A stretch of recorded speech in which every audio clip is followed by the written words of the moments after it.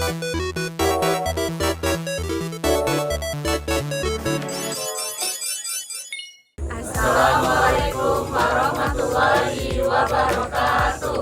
Perkenalkan, kami dari kelompok C2. Di sini kami ingin membuat tugas video flebotomi dan penanganan spesimen yang berisi tentang prosedur pengambilan darah vena. Kenalkan, nama saya Ebib Daflensus dengan NIM 2511304127. Perkenalkan, nama saya Hadasamana Fakniani dengan NIM 2511304128. Perkenalkan, nama saya Seril Putri Zulkahara dengan NIM 2511304129. Perkenalkan, nama saya Feros Kalisa Rizaldi dengan NIM 2511304130. Perkenalkan, nama saya Nisa Nur Komaria dengan NIM 2511304131. Perkenalkan, nama saya Ratu Hora Abida dengan NIM 2511304132. Perkenalkan, nama saya Prilia Patricia Deo dengan NIM 2511304133. Perkenalkan, nama saya Nia Sabrina Salsabila Nurfitria dengan NIM 2511304134. Perkenalkan, nama saya M. Faizal Gifari dengan NIM 2511304135. Perkenalkan, nama saya Aldi Setiawan dengan NIM 2511304136. Perkenalkan, nama saya Nela Jantio dengan NIM 2511304137. Halo teman-teman semuanya, kembali lagi dengan kita kelompok C2. Kali ini kita akan menjelaskan secara singkat pengambilan darah vena. Pengambilan darah vena biasanya dilakukan dengan dua metode, yaitu metode terbuka dan metode tertutup.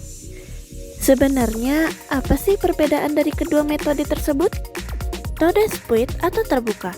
Metode spuit adalah metode pengambilan darah vena yang menggunakan alat suntik syringe untuk menghisap darah secara manual dari vena.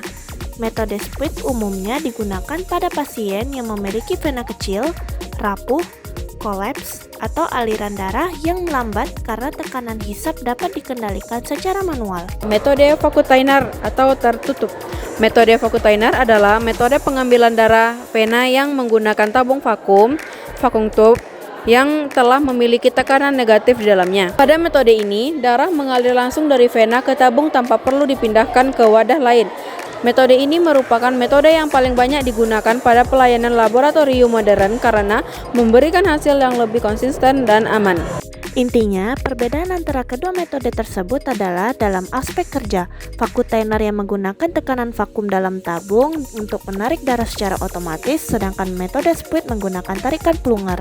Kemudian dalam kontak dengan lingkungan dan resiko kontaminasi, kalau metode fakutainer, sampel tetap berada di dalam sistem tertutup dan risiko kontaminasinya sangat rendah. Berbeda dengan metode spuit, sampel akan bisa terpapar lingkungan saat pemindahan ke tabung dan risiko terkontaminasinya lebih tinggi.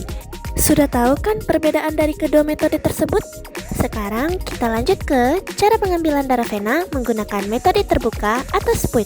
Sebelum memulai pengambilan darah vena, kita harus mempersiapkan alat-alat yang dibutuhkan untuk pengambilan darah vena, yaitu tourniquet, spuit 3 cc, plain tube, kapas steril, kapas alkohol, plester, dan handscoon.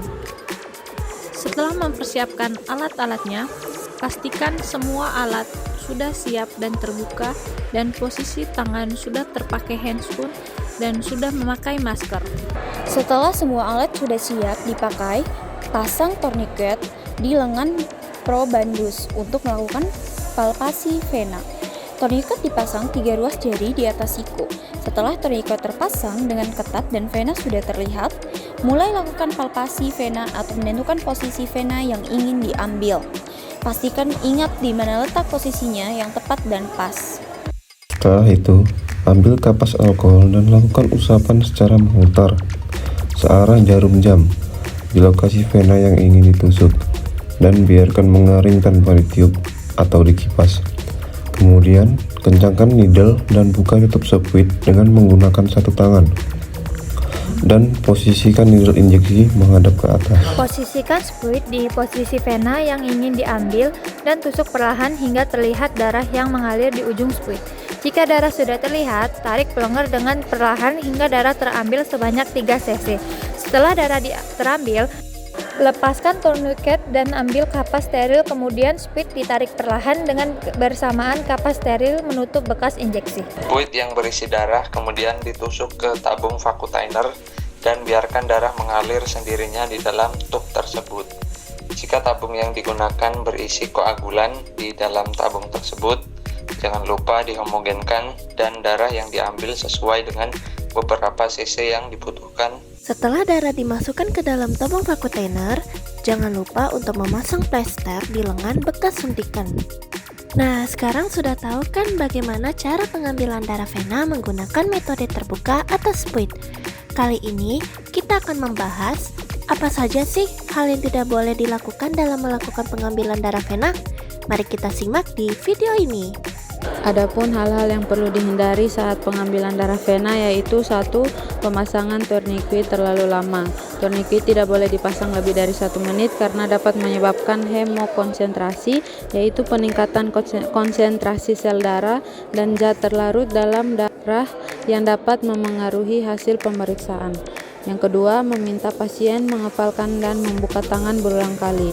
Gerakan menghafal berulang dapat meningkatkan kadar kalium, laktat, dan beberapa parameter kimia darah sehingga hasil pemeriksaan menjadi tidak akurat.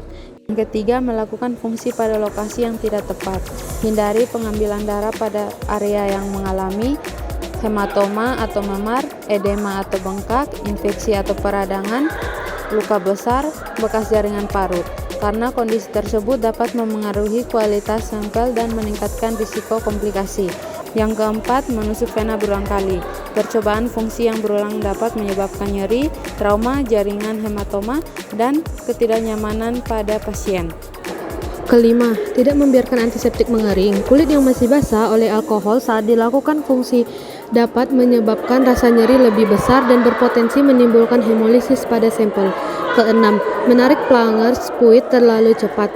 Tarikan yang terlalu kuat dapat merusak sel darah merah atau hemolisis sehingga hasil pemeriksaan laboratorium menjadi tidak valid. Yang ketujuh, mengocok tabung darah terlalu kuat. Tabung yang berisi sampel darah tidak boleh dikocok keras karena dapat menyebabkan hemolisis. 8. Mengambil darah dari lengan yang sedang terpasang infus. Darah yang diambil dari area infus beresiko terkontaminasi cairan infus sehingga hasil pemeriksaan tidak mencerminkan kondisi pasien yang sebenarnya. 9. Salah memilih ukuran jarum. Jarum yang terlalu kecil dapat meningkatkan resiko hemolisis, sedangkan jarum yang terlalu besar dapat menyebabkan cedera jaringan dan ketidaknyamanan pasien. 10. Tidak mengikuti urutan pengisian tabung atau order of draw. Kesalahan urutan pengisian tabung dapat menyebabkan kontaminasi antikoagulan atau aditif dari tabung yang sebelumnya ke tabung berikutnya, sehingga mempengaruhi hasil pemeriksaan. Yang ke-11, tidak melepas tourniquet sebelum jarum dicabut. Hal ini dapat meningkatkan risiko perdarahan di bawah kulit dan pembentukan hematoma. Yang 12, pemindahan darah yang tidak benar pada metode spuit. Darah tidak boleh didorong dengan kuat melalui jarum ke dalam tabung karena dapat menyebabkan hemolisis. Darah sebaiknya dialirkan perlahan melalui dinding tabung.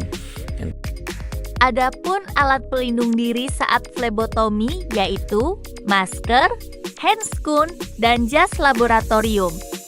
Mungkin sudah selesai video prosedur pengambilan darah vena. Mohon maaf jika ada kesalahan kata. Sampai jumpa lagi di video berikutnya ya. Terima kasih.